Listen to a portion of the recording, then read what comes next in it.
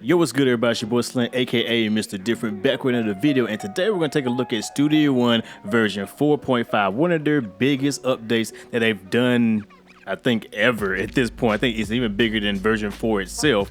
So we're going to take a look at some of my favorite features. I'm not going to go into an in-depth review of this whole feature. There's over 70 new features and bug fixes. You can watch the Persona Studio One complete breakdown or the Studio One experts breakdown. I'll put a link in the description below. We can see like every last little detail and detail there. I'm not going to do that. I'm just going to point out some of my favorite things that I like that they added to it that I think will help me out in my workflow as a producer in hip-hop, trap, rap, and all that. And just the things that I'm kind of glad they added in to begin with, because I feel like they really can help out this software, and it's just getting better and better and better with each iteration. And it's why I use this as my second DAW, my other DAW, because it's a really powerful and good DAW. So let's take a look at that. Before I can get into that, please follow me on Instagram, Twitter, and SoundCloud, MrDifferentTV. You know, subscribe to the channel, trying to hit 100K this year. You already know, and you just go there. So I jump right inside of Studio One version 4.5, and you know, take a look at it. All right, so here we are inside of Studio One version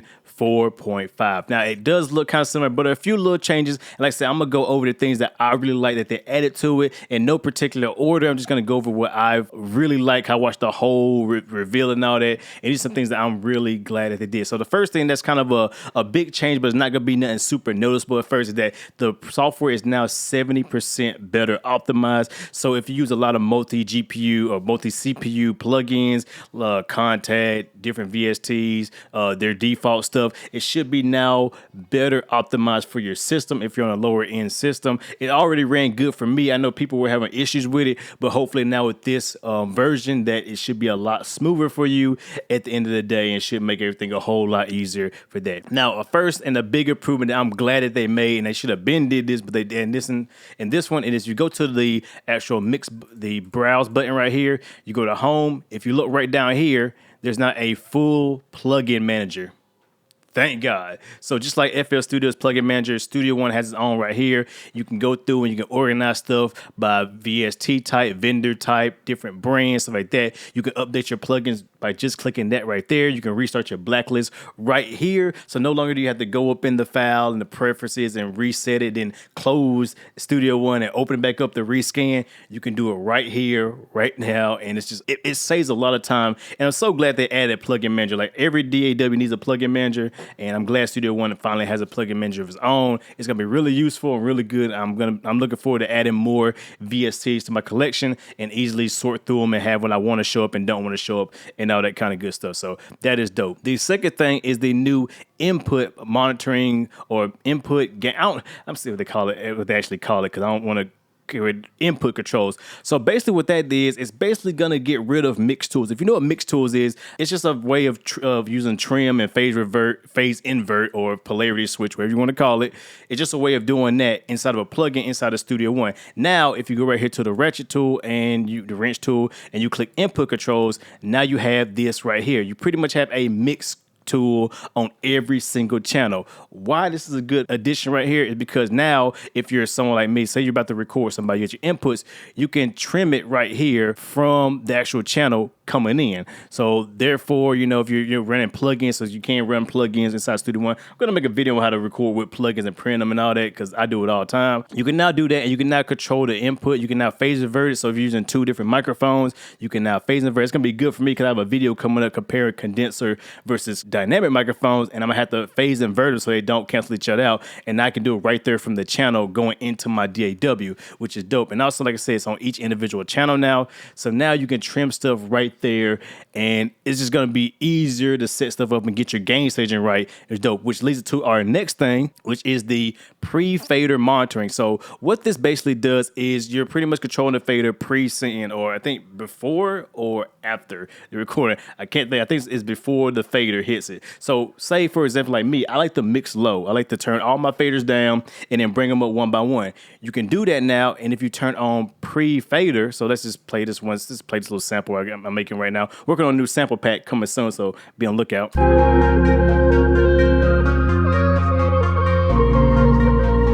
So say I'm in the mixing process of this sample, so I'm just gonna solo this. I can actually turn the fader all the way down, and you'll still see signal, and then I can just bring the signal up.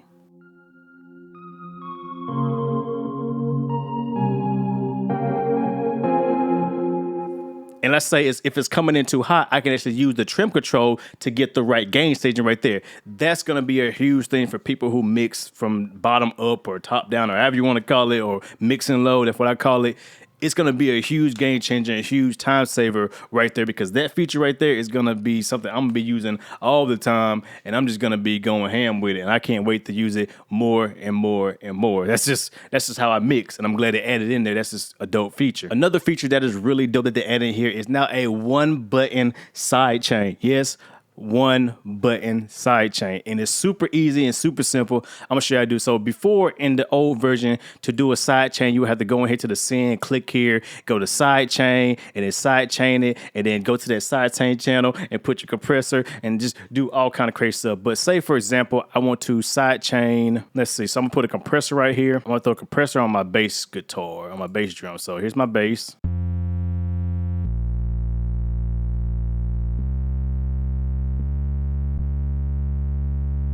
So that's my bass. It's nothing special right there. So I'm still working on the mixing process and all that. So you'll hear the final product in my sample pack. Now, if I want to sidechain this to maybe, let's see, I want to sidechain to all my drums.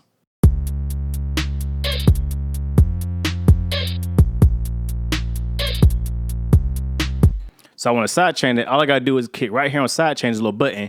You click that, and then I would have to find, well, I don't have it in, that's crazy. Where is it at? It'd be Master L. So I would just go to Master L, and now it is sidechain to it.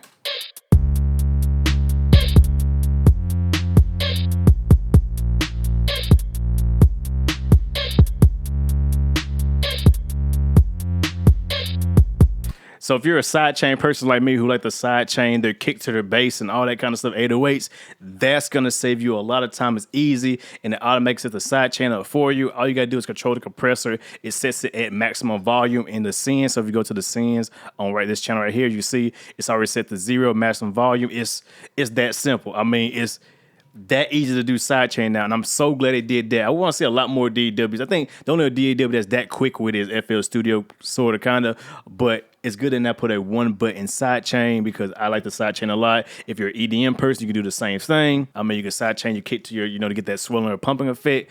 That's just a dope feature right there. I'm so glad they added that. It's going to really help out a lot of producers out there and beat makers. Another feature that they really drove home with this time is their MIDI integration and their MIDI workflow and how they edit MIDI. There are a ton of different MIDI functions out here. I can't go through all of them because there's so many of them. I might do videos breaking it down, but just know there's so many things. If you go right here into the MIDI editor, so if I click a MIDI check, it's going to highlight everything, right click. And then if you go to musical functions, there are a ton of new MIDI functions, such as expand apart, mirror, randomize, thin out, fill in notes. Like I said, watch the whole video on Studio One and Persona's channels, and you can actually see how they do it. It's a lot, but there's a lot more MIDI controls right there, trying to up the MIDI game, of course. And then the macros are even better too. So now there's individual macros for both the sequencer up here, there's individual macros up here, and you have different macros for the actual piano roll right here. As you can see on the side, there's different pages for creating music, audio editing, musician, global, that type of thing. You can now edit them and add stuff you want to. I added a few myself. I added my own humanize macro right here. So if I wanted to humanize, then I just click humanize, and it just moved everything over.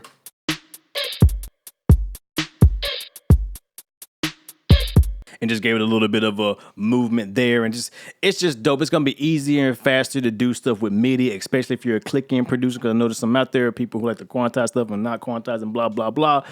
Having more macros and having more MIDI integration is going to be a lot better for the end user. And I'm going to be using it more. Like, they're really stepping the MIDI game, but they're trying to have the best MIDI roll, the piano roll, and they're just dominating it right now. Like, they have a lot of functions. I don't know if there's a strum function in there. Once I figure out there's a strum in there or figure out where it's at, boy, I'm in the game then. I'll be good. That's all I need. Give me the strum. Give me a strum function. I'm pretty sure it's in there. Somebody link below. Craft Masters, if you're watching this video, come on, show us how to do the strum macro. You know how to do it, bro. Don't stop holding back on this. But yeah, so that's dope right there. New MIDI integration, new MIDI features. Studio One 4.5. Damn, you're doing good. They also added new grouping functions, which I'm probably not going to be using too much myself because I don't really do too much grouping, but there are new ways you can group stuff. So for example, if you want to create a new group, you can highlight both. We'll just say my keys and my ARP. So we'll just unmute everything and then just solo both of these and then go back. You can now create groups. So I can go to a new group and group selected tracks. We'll just call it, I don't know, just ARP. Just call it something goofy, whatever like that. Then you go to the groups button right here, so the groups right here. So I can actually right click. There we go. So now if you go right here to under instruments, there's a group channel now. And now you can see my actual groups. I can actually click on that and I can edit my groups. And now they are together completely. But if I want to edit them, say I just want this to only affect my mute and solo. So I can just change all this. I can take away editing, volume, all that kind of stuff. So now they still work independently now as usual. But if I mute and solo them, it always mute and solo both of them. So now you can make groups and they can do certain functions together, which is pretty dope. Like I said, it's not something I'm really going to be using too much. I might use it here and there. It's great for if you're doing, like they say, it's great for you doing like live recording and stuff like that, because you just group everything together, hit arm and whatever and record and all that, arm everything and all that, which is pretty dope. Like for me, it's not really going to do much. If you got hardware, I think it's going to be a good feature maybe. I don't know, but it's there. There's more advanced grouping function, but I still going to use the old way of grouping and also using the folders tracks as well. I like to put everything in folders. As you see, I got a folder from all my samples and all that, because that's just the way I like to work and how it works for me. But new grouping functions, I said, it's there now. So, hey, it is what it is. And you can dissolve it at any time, and boom, that's got a global dissolve as well. So, yeah, it's dope. It's there. So have fun with that. Next up, they improved the audio waveforms, because we all know Studio One has some ugly audio waveforms. So now if you go into options and then you go to advanced, they do have smooth draw waveforms. So if you uncheck that and apply, you get those ugly looking waveforms like they used to have. I don't want to say ugly, but they just wasn't good. As you see, it's like all staircase and all that now. But if I go to here and put draw smooth waveforms, apply, now you got the smooth waveforms, and it just looks more high quality, more visually pleasing. A lot of people are complaining about that. It's there. It never really bothered me, but it's dope that it is there, and I do like that feature. Also, if we're talking on audio, there is a nice little feature that is tucked away that I do like now. Now you can snap to zero crossing. Yes. So for all you sample people out there, people who like to sample in their own sounds or just sampling in general and getting those perfect loops, you can now snap to zero crossing, which now means you can actually get a perfect loop every single time. Thank you, Studio One. Now all we need is some automatic time stretching and manipulation plugin as well, or functionality, and then Studio One, you're in the game. You're up there. You're competing with Ableton now, because Ableton has the best time stretching and manipulation thing. But now just the fact that they added in zero crossing editing makes it a whole lot easier for, like I said, sample producers, lo-fi. If you like record your own stuff, there it is. Very dope. I mean, that's two dope things. So audio has got a big facelift as well.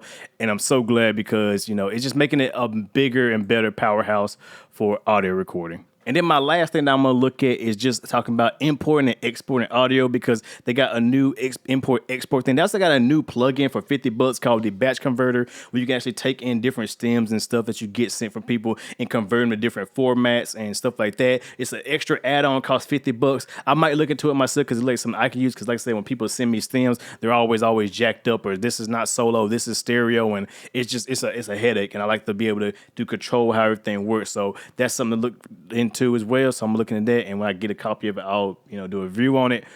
But when it comes to import and export, now if you go to song and if you go to mix down and just gonna say export, now you can export in a M4A format, which I think is more of a video format, a cell phone format, something like that. I gotta watch the video again to really get into it. But what they did show is that people were like recording audios or doing demos inside of, say you're recording with your iPhone or whatever, you can now take that iPhone footage and throw it directly into Studio One and actually extract the audio from it and use the audio. Or if you got like a sound recorder, say you got like your little voice recorder on your phone, you can record to your voice recorder, take that file without converting it, drag it straight into Studio One and use the audio file. Why is that a big deal to me? Because I have a nice little camera microphone that can actually plug it to the microphone. I could take my microphone, plug it into my cell phone, and then go around. I have a portable, high quality recorder at all times. So if you want to make your own drum kits, your own samples, record stuff, anything like that, You can now do that without having to buy a $100 sampler or a Zoom H1N or something like that. You don't need to buy it no more. You just have your cell phone, use your cell phone mic. You can buy one of these cheap little $40 microphones that plug to your cell phone, your DSLR camera, and you have a high-end recorder ready to go. That's a big deal. That's huge for me. I'm gonna be doing a lot of stuff with it. I'm gonna be showing you guys how to do stuff with it so you can start making your own samples and stuff of that nature, because that's a big thing to me. Like, I'm just telling you, that's dope. And a lot of people ain't looked into that, but let me be the first to tell you that, and let you just ponder about that real quick. That's Studio One 4.5 in a nutshell. Like I said, there's a lot more stuff going on. I didn't want to go too in depth about it. I'm not an in-depth person no more on my channel. Just like to get you quick and to the point. If you got any questions about stuff, leave them in the description below. But my final verdict on this is that this is a really dope update. Like, it's a huge update. They fixed a lot of things: the optimization, the MIDI function, the audio, the importing, exporting, and just the zero cross. I mean, just so many things they did that's making this a really dope plug-in, a really dope VST. I did it again. A really dope DAW. And I'm gonna be doing a lot more videos with. Like I said, I was waiting for this update before I continue. Like, I've always been using Studio One, but this update wants me to dive. It makes me want to dive in it even more again and appreciate it and love it some more, just like before. So more Studio One videos coming up in the future. Got one working on after this video. So yeah, be looking out for that. So yeah, with that being said, if you already own Studio One version 4, it's a free update. You got to pay for it. If you don't, they should have a discount on it, all that good stuff. I'll leave the links in the description below for all that. But yeah, it is what it is. Get on Splice if you ain't got the money for it. I mean, really. But anyway, with that being said, you know who it is. Your boy Slim, aka Mr. Different. Not motivated by the money, but the like, comment, subscribe, and views. And with that being said, hope you guys enjoy. Let me know what you think about Studio One version 4.5. If it's dope, if it's not, let me know what you request for, what you want. You got anything you want? Let's talk about it. Chat in the description below. So yeah, have a good one, everybody.